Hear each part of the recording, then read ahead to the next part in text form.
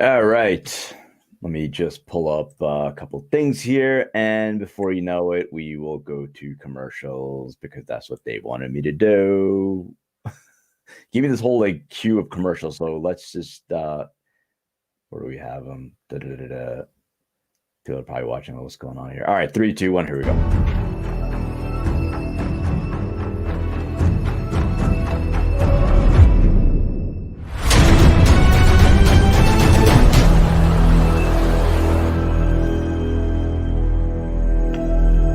I created Species Nutrition with one mission in mind: to provide bodybuilders and serious athletes with no-nonsense supplements that work. I put my name and reputation on every bottle of Species Nutrition products. If you want to be your absolute best, join the evolution. How you doing, everybody? This is Jimmy the Bull at MuscleMonster.com. I'm here today to share with you my personal power straps, how to help you become the best power bodybuilder I can possibly be. Training through injury, gaining strength, and now I'm going to share with you how you can get the extra mile in the gym, pushing and pulling and getting through the exercise. These are the best power straps you'll ever use. Go to MuscleMonster.com to get the full demonstration.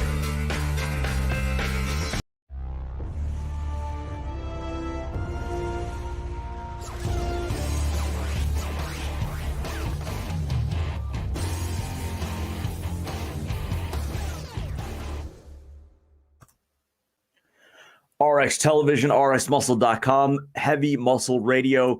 As you can tell, this is not Dave. Usually it is Dave Palumbo and Chris Aceto filling in for Dave. I'm Siddique Farooqi, of course, joined by the technician, Chris Aceto. Kind of, not going to lie, kind of an odd circumstance, obviously, to be doing this show. Usually, first of all, the show is at night, live at around 10 p.m. Eastern Standard Time. And obviously, you're so accustomed as it has been. Dave, Chris, how many years has this show been going live for now? I don't know. I think since 2000 and me and Dave since 2010, I think. Yeah, 2010. And you guys have not missed a single, I think a single Sunday or single weekend or whatever, whichever day. I've never missed. I've been to Europe. I've been to Malta. I've been to Brazil. I've been to the moon. I've been everywhere. So I think this is Dave's first miss. So he's out since 2010. It's a mulligan. We'll call it a mulligan versus a miss. It's I'm not gonna lie. The last few weeks, obviously, from Dave and all of us that know Dave, and really, the RX muscle community, the bodybuilding world, in many senses, we were all kind of we were all aware of the fact that obviously Dave was going to have a pretty major surgery in the grand scheme of things. And just so you all know, Dave's intention is to join us live for a few minutes just to kind of give his direct update live from the hospital, so that because again, if he wasn't going to, there's really only so much that we could say. There's only so much that we can relate to you that infringes on the line of being potentially inaccurate. And I just don't want to do that. I don't want to deal with that. Obviously, when you're dealing with this magnitude of a situation, this magnitude of a procedure that Dave underwent, it is a sensitive situation. It is a sensitive matter. Obviously, someone like Dave who has given obviously so much to this bodybuilding community. His health is involved in this. His family's involved in this. And obviously all of us, Chris included, all of us that I guess are Dave's circle when it comes to, RX Muscle, when it comes to whatever it is that we do on a week-to-week basis in terms of all of our shows, all of our programs. So, but I have to be honest, Dave, Chris, it is strange because for all that I don't know, I don't want to say joked about it, but again, Dave, he wants to make light of everything. We had laughs the last few days, last few weeks heading into this surgery. You almost, were fully of the belief that no matter what, he was still going to be on this episode, even though this was like 2-3 days after his procedure. Oh, I fully expect him to show up here, no matter what. He's going to show up for a little cameo. We can't just talk about him. He wants to, if they have Wi-Fi there, he'll be right. If he has Wi-Fi there, before we started, you mentioned, how old is your you have a son or a daughter? I have a son, yeah, 4-year-old. How old? 4. Oh, hold on a second. Hold on a second. Speaking of, yeah, Again. 4. Yes. Joining us live from the. So we did this a few weeks ago, right? It was live from the Arnold Classic. It's Chris Aceto joining us on Heavy Muscle Radio. Well, now live from the I'm Chris Aceto. Joining us on Heavy Muscle Radio is Dave Palumbo. Dave, we wanted to make sure that since 2010, whenever you started recording the show, that you were not going to miss a single episode. No, I can't miss, right? It is intact. Let's go. The record is intact. I couldn't give it up. I didn't feel like doing it. I'm like, I can't let the record fall. Cal Ripken, Dave. But you know, either Cal Ripken or like what's his name, Carrot Top, or one of those two. Bob Ciccarello said you should maybe step out a few weeks, or maybe just set aside. You didn't say retire. I should retire. Dave. Yeah, I should retire. He said, maybe Dave should just set aside for and let Chris did take over for a little bit. Yeah. The fact that he didn't use the word to retire, but that he insinuated that that he should leave the sport, that wasn't the same thing. We know, Dave, the operation was a full success because you still have your marbles. Let's go. I got to tell you, Chris, I'm very bloated. I definitely need the Milos diuretic protocol because there's 150-minute Bumex. Dave, you'll be like field dance. I gave it Reagan Grimes. His face as big as yours. Shrink down to the grape in one day. If he told these physicians what to use, I'd be going home. Phone him in. What's his number? We'll get him in on the show. I'm so much fluid on my body. It's crazy what I guess when you have.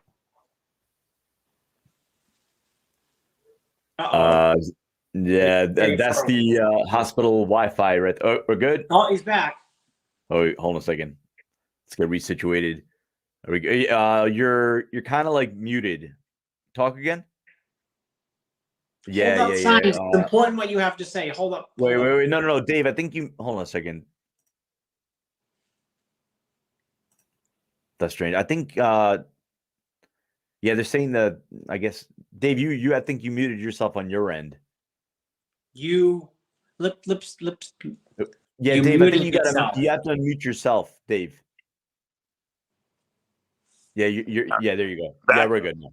Oh, you're back. We thought you lost your voice. Well, no. Well, I love the fact that we get Dave back on 2 days after a major surgery, and we're not even about 45 seconds, and we're already on the Bob Chick joke. So Dave is back. You know what the funny? Go on, Dave, please. Yeah, they were amazed because I had a breathing tube in for 24 hours, and they said I was only awake for 20 minutes, but I don't believe it. It felt like a long time that I knew that breathing tube was in, but I was ready for it. Chris, I had told you about that. So I was ready for it. So I dealt with it. I just kind of I took my mind and went someplace else and I just dealt with it. And, but when they pull that tube out, you can't talk. You're like, your voice is completely gone. My voice came back so fast, like 20 minutes after it was out, I was speaking perfectly already. I must have a big mouth or a big throat, something like that. So that was good. The best way to describe it is walking around. You feel like you're trying to run a 1,000-mile race and you haven't trained for it. That's the best way to describe it. And I had good cardio. I never did cardio, but I could fast walk around and do anything. I was good. Aside, my foot hurt a little bit, but aside from that, I was good. So I really feel zonked. And once again, I think it's a lot of the fluid retention. Fluid retention happens naturally from the surgery, so they're giving me a lot of Lasix to get that stuff out, and hopefully they'll get it out because I can't even laying back is very uncomfortable to sleep. I'm sleeping sitting up, much better. Well, Dave, I know Amanda did tell us that obviously because of the tube. It did affect your vocal cords. So, I don't want you to press too much, but from what you can tell us right now, and obviously, we've been getting well wishes throughout the course of the week. I'm sure your DMs, your inbox has just been absolutely blowing up. What can you tell our audience right now, for those that are, that really, again, we did not want to give out too many quote unquote updates because we didn't feel like it was the right time or the place or really was going to be anything productive. What can you tell that you feel comfortable sharing with our audience? Yeah. I mean, the good thing is they fixed my aorta. They said it was not thin and it was not like very, bad tissue, which, a lot of times, a lot of my other tissues were. They said it was actually really huge. And so it took the surgeon a long time to sew in the new, I guess you could say, synthetic one. And they were able to spare my valve, my aortic valve, which was really good because now I have my own valve and I don't have to worry about replacing it in 10 years. So that was another good thing. But it seems like the electrical system of my heart got a little messed up. And so the upper chambers are not coordinating with the lower chambers. Now I already have a defibrillator in there because I was getting VTAC, ventricular tachycardia, if I exercise at a really high level. So they put that in prophylactically. I had that done in 2014. So I've had that for almost 10 years. And they want to add another wire. They'll probably put a new unit in. It's a minor little surgery. And that will correct the coordination of the upper and lower chambers. So the heart seems to be solid. The electrical system seems to be a little wacky. And that could happen from the surgery. They can clip a nerve. They could just, putting the graft in can damage something. So, I mean, if there's any bad thing that came of it, that's I have to do another procedure. I mean, they'll probably do it tomorrow, and it's a very, very quick recovery. It's 6 weeks, so it's the same recovery I have to do with the rest of my chest. So it's not going to be like I have to recover any differently, with the if they put in a new device, and so. That's the most important thing is, being able to function, normally and, staying alive. And so in that sense, I accomplished that. It sucks because I think did I lose you guys? No. We're Okay. listening. Yeah. Oh. Yeah. What sucks is that, you don't want to lose, I went into the hospital getting the surgery and I felt 100% normal.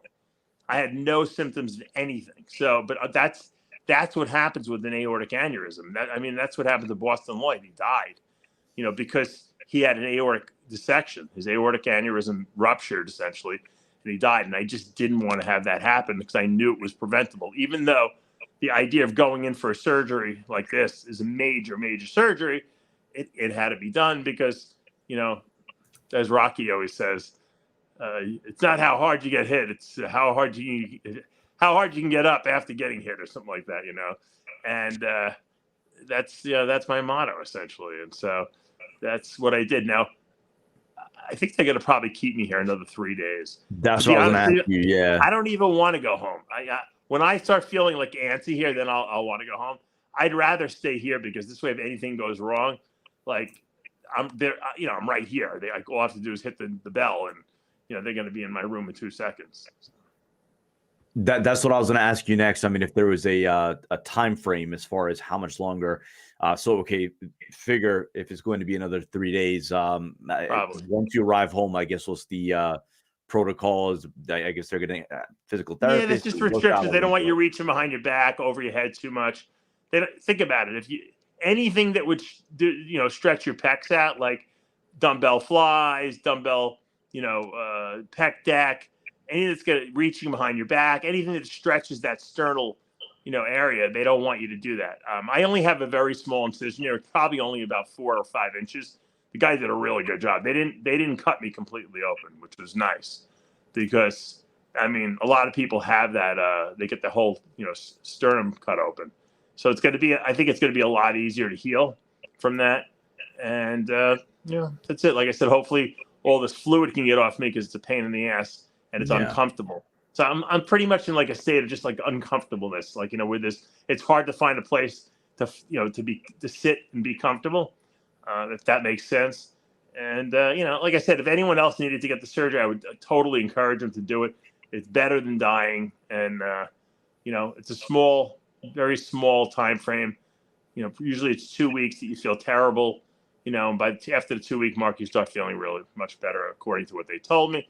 Of course, you don't really know it. We won't know anything until, enough time passes to see if I get past the danger zone. You're still always in that little danger zone in the first couple days because they want to make sure everything's sealed up and you're not leaking. There's no damage to anything, and so after the surgery is still just as important as during the surgery. And so I want to also just thank all the people out there who, a lot of people sent me texts, PMs, emails, and, I try to answer all of them. It's a lot of them I just hit, like a thumbs up or heart. Because it was just a lot, but I appreciate everything everyone sent me. My friend Brian Barczyk, who's going through pancreatic cancer, he's a big pet tuber, does rap television. I saw he has, they think he might have terminal cancer. So he even reached out to me and said, I mean, the guy is just a great soul. And I just, I want, even Lou Ferrigno, texted me this morning. Jim Mannion texted me and called. Just, a lot of support from the industry. So I want to thank everyone for that. That means a lot to me. And it definitely helps in the recovery process. Well, I just wanted to say, obviously this show has been ongoing. I mean, this is the first thing I asked Chris when we started the broadcast. To Chris's belief, it's 2010 that you started the show. So, I mean, we're 09. I mean, I came on in 10. Chris came on in 10, because I had John before that. But, we're talking about a show that's run 14 years and a show that, neither one of you, since you began this endeavor, never missed a single episode. So obviously there is something very special about that. So between that and just, wanting to, if nothing else, just for you to interface with the audience a little bit, just to, kind of, so they can get the information directly from you. Yeah, I'm fully transparent. I'd rather have them hear it from my mouth than hear it secondhand. And then people embellish things. I don't know. I heard that people were doing stupid videos and stuff like that, but I expect that because, there are dummies out there and trolls. But that's why I figured I would come on today, and I just want to tell everyone the real story. And that's it. There's nothing else to tell. Luckily, I survived the surgery. Hopefully I'll heal up from here. The great thing is I can work out. Once this heals up, I don't have to worry about the aneurysm again. He said it's solid. You're going to be able to do whatever you want. And that's, to me, that's a lot of freedom there. So I appreciate it, Chris. I appreciate all the prayers. I know Amanda was telling me that you were constantly checking with her, and that's great. By the way, Chris, turn your phone sideways. Dave, I already put all that's a fail on my part. Dave, I want to say that in the 14 years. You didn't remind Chris. Hopefully you hit record. I see it. Dave, yes, we're live. 14 years. You've not had one factual error. Chris, Sid and I did an Ask Dave, early, pre-recorded an Ask Dave earlier this week, and Sid forgot to hit the record button. I thank God I caught it after maybe 10 minutes. But I said, don't mess up heavy muscle radio. Well, full disclosure on that. I mean, that was the first time. So again, obviously up until this point, whenever we do Ask Dave or whenever Dave does any of these, live broadcasts, he's hosting the stream, right? So this is so really, this was a kind of a test run for me. The first time I ever, hosted, we pre-recorded 2 episodes of Ask Dave. So this was kind of a test run because obviously there's this show, there's After Hours, and whatever else we figured to be doing during the course of the week. So that was kind of the test run. And then I did everything right. And then we're at the third question, all of a sudden Dave's like, wait, did you start the recording? Nope, I didn't start the recording. So everything we had to do that all over again. I got to do one rant, and I'm going to let you guys go and do the rest of the show. But the breakfast, the meals that they serve here are so horrendous. Who came up with these menus is beyond my scope of imagination. I don't even. First of all, they wanted to put me on a Lipitor, like a statin. I said, "Why am I on Lipitor? I didn't have bypass surgery." And they're like, "Oh, it's like standard." But aside from that, the medications that I was arguing with them, the food is horrendous. And so the first day, they gave me broths, like beef broth, and believe me, I didn't really feel like eating, but I knew I needed to. So I'm drinking those things. And the next day, I'm like, can I get something to eat? So well, we really don't want you to eat anything because it's going to raise your blood sugar. Because right after surgery like this, your blood sugars, your pancreas is not fully functioning. I said, well, stop giving me all carbs. Why don't you just give me some protein, eggs or whatever, some chicken. You don't have to give me any carbs. I don't need any carbs. I just want protein. That's it. Because I know that's going to be what heals me, right? And they didn't understand the concept of the fact that in other words, if you don't eat carbs, you're not raising your blood sugar. And so there's no need. And they were giving me insulin. They were infusing insulin every like on a pump, just to keep your blood sugars normal. So I said, it's not going to raise my blood sugar. I'm on an insulin pump, essentially. You got to give me protein. It was like talking to 10 idiots, essentially. And I knew I wasn't going to get anywhere. And at that point, I just wanted everyone to be nice to me. So I felt like I better keep my mouth shut, But it really is amazing that in one of the best heart hospitals in all of Florida here, that they have no concept of diet whatsoever, about like how to manipulate the foods that the patients are eating, what to give them. I mean, I'm getting like orange juice for breakfast and like cake, like pastries, and thank God they're giving me some eggs and some grits or something like that. But it's like all carbs essentially. So I eat the eggs and I have a little bit of the grits or a little bit of the oatmeal. And I'm just thinking to myself, these people, they're all diabetics, and they're giving them like tons of carbs. These meals should be like catered for the people, and they're giving them like smart butter, Chris, that stuff that like so people think it's free calories, but it's really not. I'm going to do a video on the foods I get tomorrow morning. The breakfasts are hysterical. They really are. It's a complete joke, but you know what? It could be. That's what could be a lot worse. That's what they get at kindergarten too. In elementary school, it's no protein. You're right. They give them a muffin, orange juice, and some cereal, and a bagel, and some jam. And I don't know why. I wonder why kids aren't learning as much. Right, and then they say that I wonder why these heart patients have high blood sugars and high cholesterol. Because they're eating all sugar. Yeah. Duh. It's unbelievable. Because it's heretical to say low carb in the hospital, right? Or high protein. They say high protein, your kidneys will fall out. Yeah. The ketones will. Yeah. I'm eating 3 times a day. It's not like I'm eating a lot of food here. And to be honest with you, I'm not really even that hungry. It's like my digestive system is still starting to work again. I will say that Fiber Life kept me very regular, and I have never. There's the commercial. I had my first bowel movement. So. I had to sneak it in though. It's the best product there is. I parrot what you say, Dave. All right, I'm going to let you guys do the show. I want to just say I love you guys. Yeah. Thank you, Sid. Thank you, Chris, for being great friends and being there for me and taking over the show. And have a great rest of the show. Well, I just wanted to say, Dave, before you went, I mean, again, look, for us and for our audience, believe me, we've been fielding a lot of questions over the last few days, and really, I just really had no answer. But I just have to say, when you tell me this all the time, doing this, podcasting, doing this on an almost daily basis, the audience, they feel like they know you, right? They feel like, you're part of their daily lives. They're part of their, so, for you to do this, I think, goes a long way in easing a lot of people who, were just, sitting there with questions about what was going on. And then, Chris and I were talking, we're just like, it's just kind of a weird circumstance to be doing a show, right? Like, as much as we were laughing and joking earlier in the week, but, like, once you had the surgery, we knew the serious scope, the serious nature of this surgery, but still, once it finally actually happened, and then, again, talking to Amanda and getting the updates, it is, it's not a fun thing or a fun time to go through.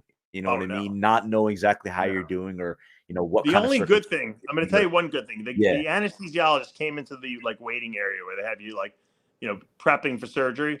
And he said, I need to put an arterial line in you. I said, okay. He's like, I actually need to put 2 arterial lines in you. He's like, I said, are you going to give me some kind of Versed or something like that to kind of relax me? Because to be honest with you, I'm kind of stressed out about the surgery a little bit. He's like, oh, yeah. You'll be fine. He was a foreign guy, a really nice guy. And to tell you the truth, whatever he gave me, I don't remember anything until I woke up. So I didn't even remember getting rolled into the operating room, which, Chris, you knew that was a big fear of mine. Yeah. Getting onto the slab of ice there, whatever they have for a table.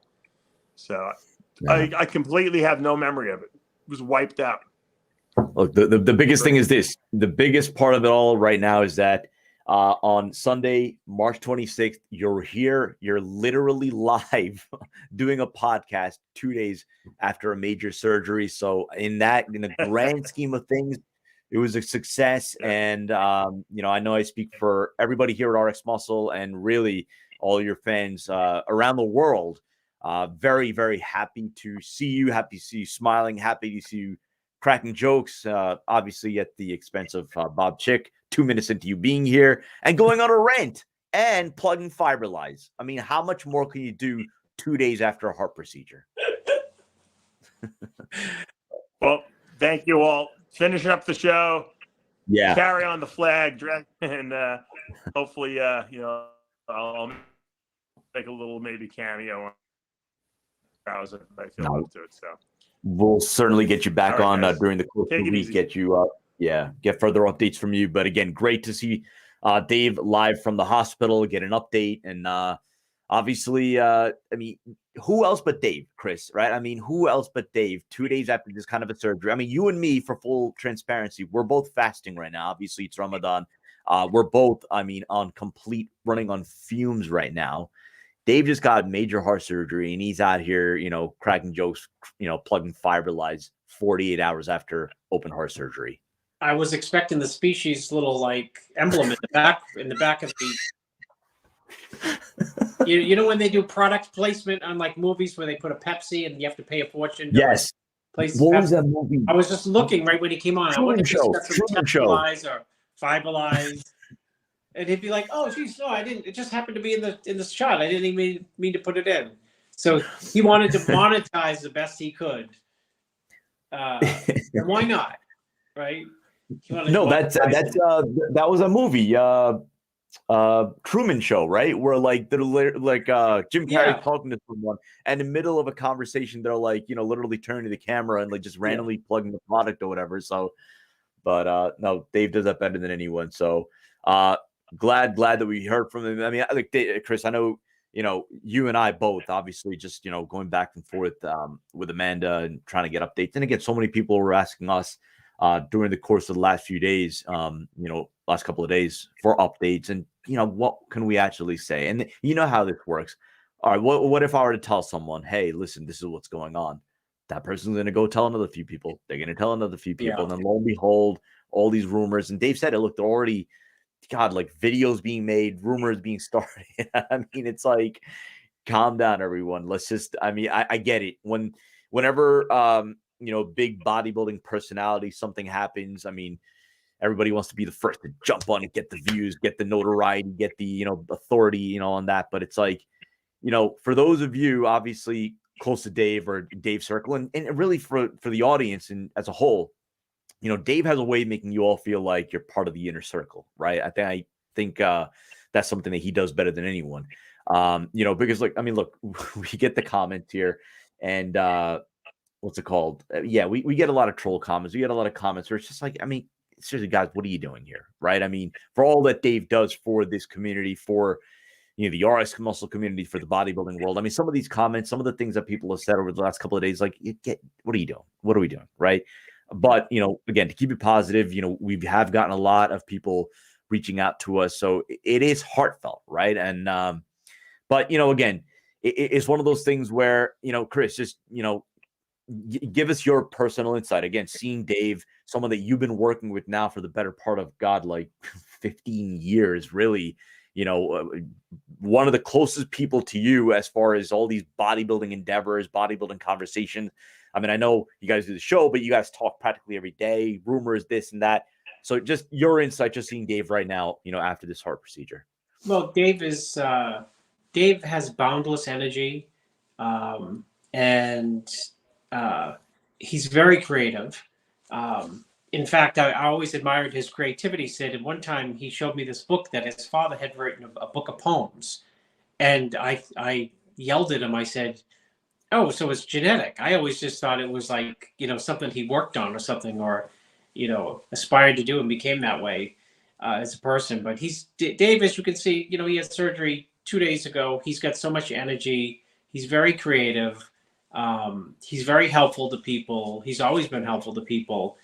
And I always chide him. I said, "Dave, if you didn't have 3 kids, think of the things you could be doing, writing and creating things." And, obviously he loves his family very dearly, his wife and his family. And,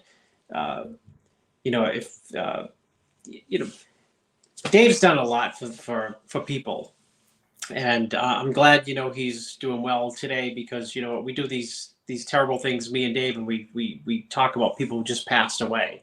Yeah. Nice to Yeah. talk about Dave in the present, but what I like to convey about Dave is he's a loyal friend, good friend, and has done a lot for a lot of people that people don't know about. He knows about it, and that person knows about it, and because Dave tells me a lot, before the shows start, I know about it, and he's helped people endlessly. That some people crazy, this is the way the world works. Have stabbed him in the back, where he's gone way beyond where he probably should have gone, helping some people, and other people, there to say thanks. But I think for Dave, it doesn't matter. He does it because he wants to do it out of the goodness of his heart, and he doesn't really care if people say thank you or don't say anything at all and walk away. And just as like when people comment negatively about Dave on the comment section, Dave likes the negative and the positive. He's one of the few people who just doesn't, people say, oh, it doesn't matter. To Dave, it doesn't matter. He just goes on and does what he wants to do. Well, it was good to, again, it's a relief, I think, for us, for fans of Dave, the bodybuilding circles around the world. So it was great to see him, great to see him smile, great to see him laugh, great to see him, it'd be typical Dave, you know what I mean? Like, and really only someone like him, would be in the flesh and, so present the way that he usually is 2 days after major surgery. But let's talk some bodybuilding. I know that's exactly what Dave would want, on this show. So we were supposed, let me check my DMs. We were supposed to have a super special guest on the show. Let me see if he responded. No, he didn't. I mean, I'm trying to make this all state secret. Big Rami. I was in touch with him, but I don't know if we were able to fully lock down a time. And right now in Egypt is probably about 11 p.m. So probably not happening, but we were going to try to get him to jump on, for a few minutes, just, have some fun with him. I know we bring him on and, it would be like, all right, ask him the tough questions, ask him about the, it's like, Joe, come on, man, just chill. Let's have some fun with the guy. He is a jovial dude, but yeah, I guess that's probably not happening, but I guess some newsworthy items, I guess, if you want to call it that, the guest posing, the big Pittsburgh guest posing. When is that? It's the end of March or April? After the New York Pro. So New York Pro is New York Pro, May 20th. So New York Pro is May 20th. Yeah. Yeah, it's either the week before the New York Pro or the week after. I'll find that out. But Rami is I guess confirmed to guest pose. Obviously, that was the big controversy last year where Rami was committed to guest posing. He didn't, and then obviously, all the stories as far as why he didn't come, and we will never know the real reason why he didn't come. But the bottom line is he didn't show up, and he is committed to, I guess, appear. But I just have to ask you, I guess, from a perspective of as a coach, and then also you look at the season that it's been, right, for Rami. It's been the Olympia, where, disappointing finishing fifth, relinquishing his crown after 2 years. And then, just a few weeks later, competing at the Arnold, better performance. In between, the stem cell treatment, and that became the big topic of conversation. And then we're talking about just, 2 months later? 2 months later, he's going to be, I guess, back up on a stage, guest posing, and then we're talking about then 6 months later, he's going to be at the Olympia. So what do you make of that from, I guess, a coaching perspective, and then also from a Rami perspective, with really everything on the line for him this year? From a coaching perspective, it's hard to figure out, like, where do you take your break? You have to have a break. And the uniqueness about this year was that we had the Olympia, and then we rolled it, right into the Arnold. And then, like, people are going to guest pose in Pittsburgh, and nobody wants to look bad there, and they want to look great because let's face it, it's the prejudging to the prejudging. That's what it is. Fans are going to handicap the Olympia based on what they see, 30 weeks out in Pittsburgh. So, as a coach, you always want to encourage people to give your body a break, but as hard in the scheme of things in a year to figure out when do I do that. And as far as laying it on the line, I think, Ramy laid it on the line at the Arnold. That was a gutsy move. It didn't work out for him. He obviously, didn't place where he wanted to place, but I think that, which is discouraging for him, but, people who know Ramy know that there's a long-term goal. And the long-term goal started the day after the Olympia last year when he made that video, I'm coming back. And the long-term goal is to get his title back in 2023, which, he's capable of. I think, like I've said, I think several people are capable of winning the title. It's going to be an unbelievable Olympia. But, what is going to be the talk, without a shadow of a doubt, is how people look in Pittsburgh. And people are going to be talking about that, because it's, the one time of year that fans get to see, the heavy hitters, or most of them, on stage together, side by side, and, besides the Olympia. So that's actually, I'm looking at it right now. It is May 12th to the 13th. So that is 1 week before the New York Pro. So it must be 7 weeks out, yes, because New York Pro's yeah. I'm trying to see who else is going to be there. So we have Samson, right? Samson Dada off his Arnold Classic win. Rafael Brandao. Okay, that's cool. And then obviously Ramy. I see Nick Walker, Derek Lunsford, Hunter Labrada. So from what I've read, Sean Claria. Chris Baum says he's going to be there, but he's not actually posing. But I guess he's going to make an appearance there. So there is a thought that he may go to the Open at some point next year. I think he admitted as such, but I don't know if we're really going to get a taste of that this early on. But what was I going to say? So we did also. So Nick Walker actually speaking of Nick Walker, he guest posed yesterday. Let me see if I can pull up the clip real quick. Here we go. This is the first time I'm doing this, by the way. It's the first time I'm actually actually hosting the stream. So here, let me pull this up real quick. Which one is this? There we go. All right, yeah. I'm pulling it up. Yeah, there you go. So you have Nick. This is what the NPC Utah Cup, courtesy of our good friend IFBB Heather Dees, big time figure competitor back a few years ago. One of the top figure competitors. She used to be one of our athletes, speaking nutrition, but still very, very good friend. Really one of the top, personalities out there on the West Coast figure. But anyway, she's kind enough to share this. What do you see? What do you see here out of Nick Walker? Just a few weeks removed from the Arnold Classic. Yeah, it looks good. Staying lean, which is surprising. I mean, you don't necessarily. I don't think you need to stay lean. I mean, what's the point?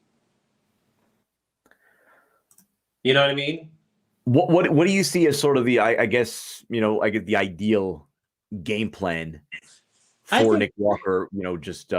As we project, I guess. I mean, for his ultimate goal, to win the Olympia. I mean, finished second at this past Arnold Classic, third at the last year's Olympia. I think he just needs to continue what he's doing. I think sometimes the devil's in the details, and fiddling with the formula. The projection is upwards. I mean, he's gotten better continuously.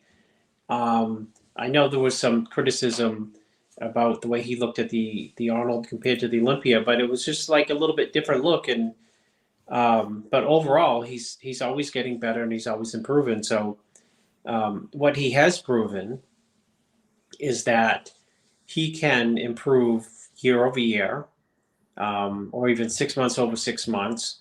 So whatever he's doing is working for him. And so to try to come up with a quote big grand game plan, sometimes you can just shoot yourself in the foot. I'm trying to see here. I guess the other update would be so obviously we know everything's going on with Sergio Oliva. you know, and at a certain point, you know, when he's back in the States, he'll be able to tell us even more. I mean, you know, as far as what he had to endure during that short period of time that he was locked up, and, you know, obviously such a tragic situation, you know, that, you know, he was involved with or indirectly involved with. But I guess from a competition standpoint, he did post an update. You're still working with Sergio, right? I never know, like, I keep track of all these things. Yep. Yeah. So he's still on track for Brazil, correct? Yep. Yeah, it looks great. Yeah, let me see if I can pull this up real quick. Here we go. So yeah, this is something he just posted 4 days ago. You know, and during that period of lockdown, whatever, he was sure to mention the fact that, you know, obviously, you know, diet really went out the window. But what are you seeing out of Sergio right now? Just days. I mean, just a couple of weeks out, really, from the Arnold Brazil. You know, he's in the mid 280s, which is big, huge, and he's in really good shape. And you know, I expect him to look his best. You know, I usually don't go by numbers, but you know, you got to be impressive when you're 286. You know, he's brought a lot of. There's more muscle to him. There's more maturity to him. You know, physically and mentally, and just you know, he's sporting a good look right now. What do you you know, we do get a lot of questions over the course of really ever since the Arnold Classic. I mean, about, and you're going to be getting a lot of questions about Andrew Jack. You know, obviously there was the lead up to the Arnold Classic. You were working with him for how many weeks? You and Psycho Lewis? 45 days, nothing. 45 days, right? I mean, so I think the thing to put into perspective when it comes to Andrew Jack is that this is still someone who's very much in the infancy, you know, of his bodybuilding career. I mean, it's funny because we had Larry Wheels. Like, I remember how I was called up to do the interviews on stage at the Arnold Classic. So Yeah. one of them was with Larry Wheels and Jesse James West. So Larry Wheels, I think we got into the conversation about, you know, Dubai, right? Because obviously he was living there. He just recently moved to Los Angeles. But he was talking about just a lot of like and it's not just Dubai, but it's, you know, really all over the world. You know, you have these hidden gems, right? You know, you'll find them at the gym. They have great physiques, great work ethic. And I mean, he specifically mentioned Andrew Jack by name because to the world, you know, their introduction was through, you know, Larry Wheels videos. They first saw him there and it's like, holy crap, this guy's got a great physique. You know, is he competing? Yeah, he's planning on competing. And boom, he gets his pro card. Then boom, wins the Texas Pro, wins the Arnold UK, and then lo and behold, you know, on the Olympia stage. What are you seeing out of him in terms of like very early on in bodybuilding, but I guess some of the progression he's making as far as, you know, so picking up the tricks of the trade, you know what I mean, as far as being a bodybuilder, not just, you know, obviously someone who's got a great physique and is, you know, crazy strong in the gym. Well, I mean, he learns are easy. So, you know, he's with Chris and Lewis, and he picked up a lot on training. And I would say mentally he's mature, which I think is really important in bodybuilding. You know, because you always have everyone racks up these losses, and they play with your head. So, you know, he's done a lot in his life. He's much older than a lot of the, you know, younger guys who are up and coming.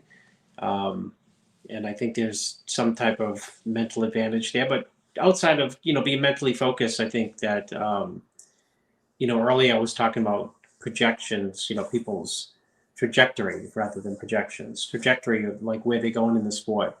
And I think Andrews is straight up. I think that he's going to show up at the Olympia, you know, either improved or startling improved. It's just, there's not going to be anything in between. He's going to be like, oh yeah, better than the Arnold, or just radically better. And I would say most likely that'd be radically better simply because, you know,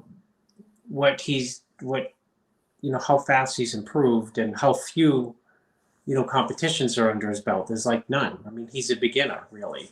I mean, Chris Lewis said it best. He said, I don't think he was bodybuilding before, which Chris was trying to say that, you know, he was obviously bodybuilding and lifting heavy in the gym and, you know, but he'd never had anyone like fine tune.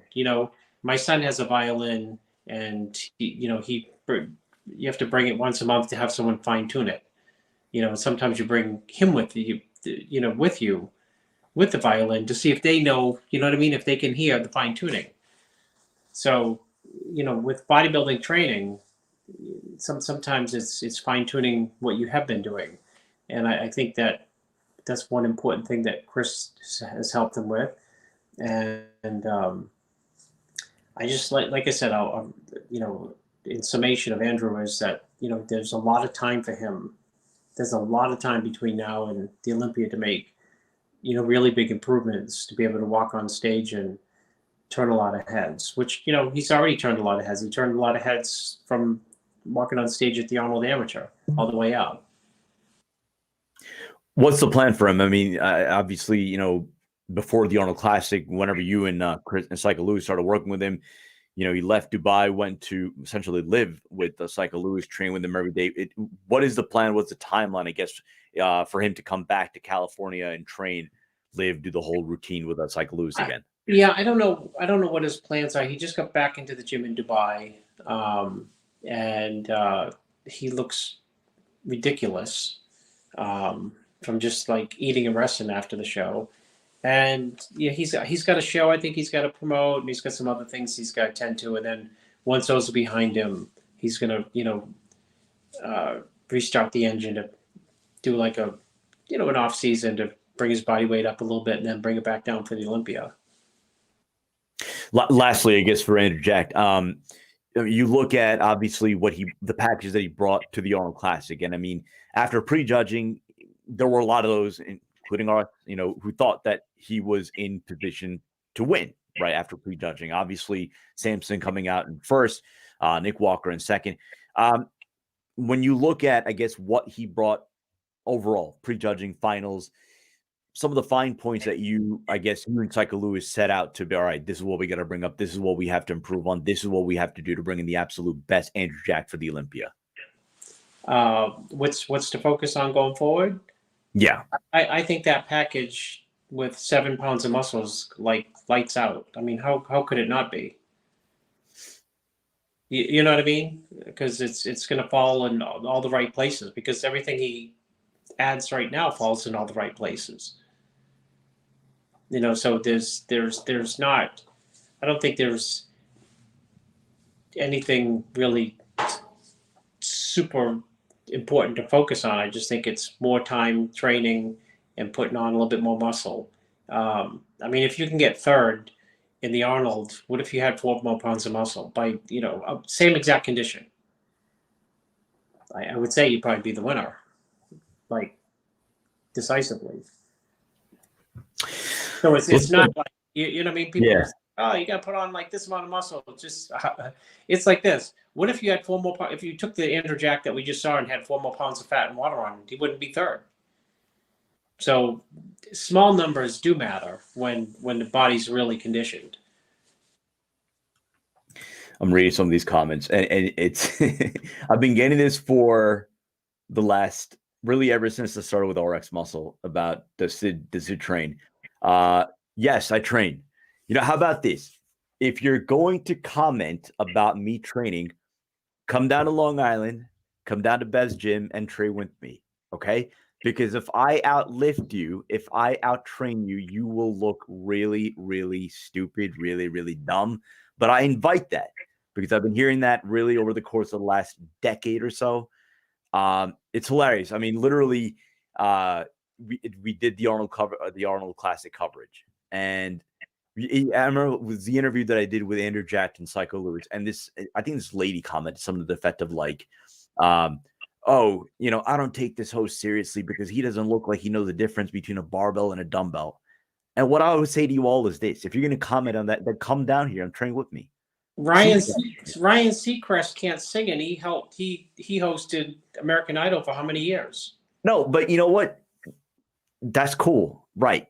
I don't purport to be a bodybuilder, right? And believe me, it's something that for the most part I deflect, and it's just kind of like whatever, because it's kind of like in the NBA too, right? You always get this where it's like these announcers can't dunk. These reporters never played in the league, so they can't, because they have no acumen when it comes to basketball or whatever. Like, what do they know? They didn't play in the NBA. I played in the NBA. All right, I get that. Okay. And I get it. I'm not a bodybuilder. I don't eat 6 times a day. I don't eat 8 times a day. I don't take whatever needs to be taken to be a bodybuilder. All right. The whole thing about lifting, the whole thing about me not being a bodybuilder, physique wise, what have you, whatever. All right. If you're going to say that, then come down here, make an appointment, DM me. Let's lift together. Okay. Because if you're going to say that, and then if I outlift you, you are going to look really stupid. But I open that challenge. I openly invite that challenge. So yeah. If Dave was there, he'd put in a plug for Testralize and give it to you and sponsor. There you go. There you go. Stimulize, Testralize before we lift, and we'll be off to go. But yes, bros versus pros, we might actually bring that back. We might actually have to bring that back. But yeah, I love it. The laying down the gauntlet. I will. That's what I'm saying. Like, seriously, if you're going to say that, if you're going to come at me with that, then you got to come in and we got to lift. We got to train. Yeah. All right. And if I outlift you, you will look really, really stupid. But I invite that. So again, if you're going to say that, then let's go.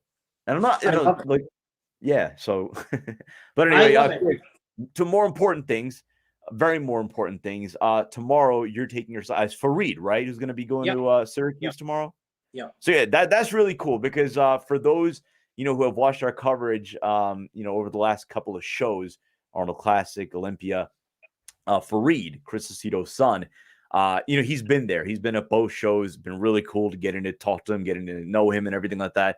But you have seen the audience. You've seen Fareed's progression as a bodybuilder, which is pretty cool. Like, Chris, is that something like he's actually seriously taking, or is it just the fact that he's got freak genetics that he's able to just go into the gym, look at some weights, and like he's got this crazy brolic physique? Yeah, he's got a crazy physique. He gets bigger by the day.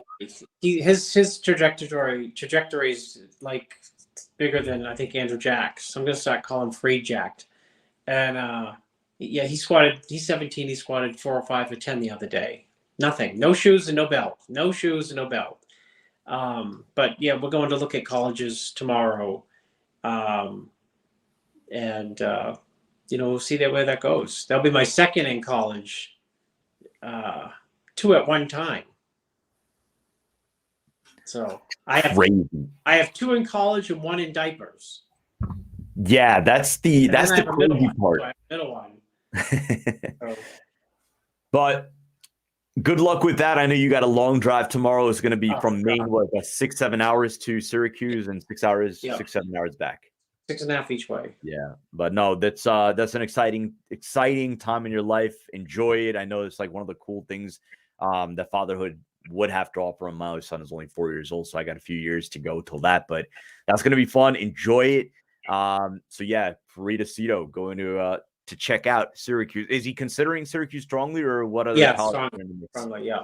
Okay, so if Gold, believe me, if Gold's was in full fledged, like if Gold's gym was like full blown, like Jay, Ronnie, this, that, Dexter Roden, Flex Lewis, Lewis, he'd definitely be going to UCLA and training at Gold's every day. I just know him. Good stuff. Well, Syracuse has one of the best broadcast schools in the country. Oh, do they?